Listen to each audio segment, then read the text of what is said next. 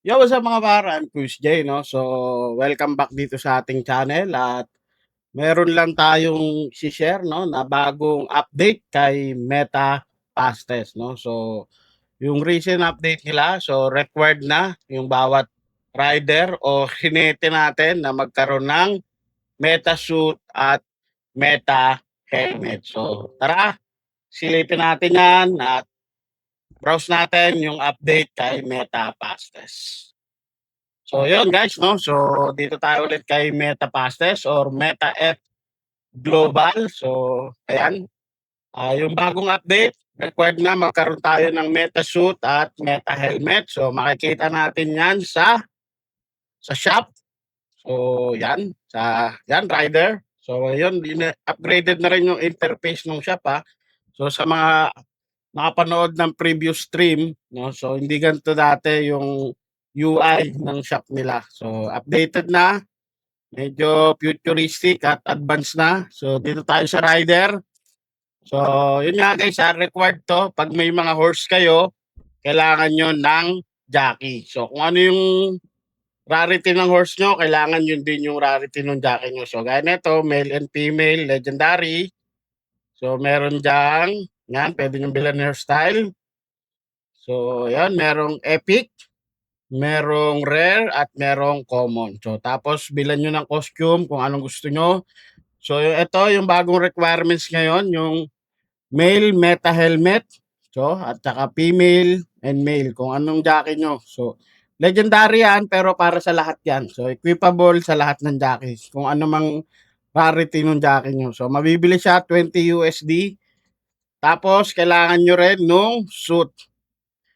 Nandito ba si Meta suit? Hanapin natin. Ayun. Si female Meta suit, ayan, 50 USD. So mabibili nyo rin siya dito. So a total of 70 USD.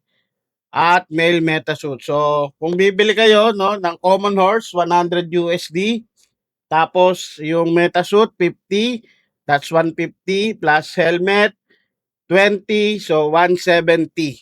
170 yung kailangan nyo para sa initial. So hindi lang pala yon. So jockey pa pala.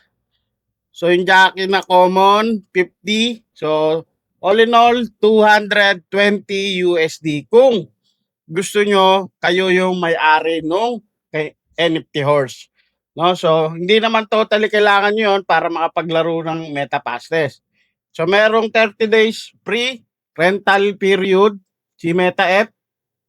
So pag nag-register kayo sa link ko, merong 30 days free yan na magagamit yung horse with jockey and equip na magre-race na lang kayo. Magde-deposit na lang kayo ng USDT at pwede na kayong makasali sa racing. Sa racing naman, may entry fee na depende sa racing channel. So, may 1 USDT, may 2 USDT, may 3 USDT. Yung reward doon, ina-announce sa kanilang Telegram community. So, like for example, 1 USDT yung racing channel, ang reward doon, possible 50 Meta S token, Meta F token, or USDT. So, mataas yung reward ratio naman, no? So, kaya lang 12 kayo doon na magre-race, di ba? So, naka-base stats lahat 'yon, parang patas sa lahat. So, swertihan, naka-random kung manalo yung horse nyo, edi swerte, di ba? So, try nyo. Pwede kayo dito mag-earn ng USDT and Meta F token and ayun nga, nako-costumean yung mga rider nyo, di ba? So, nakita nyo naman sa homepage, may mga costume yung kabayo, may costume yung hinete. So, pwede nyo silang suotan bilang ng equipment. So, nandito yan sa yan, horse. May mga equipment, accessories.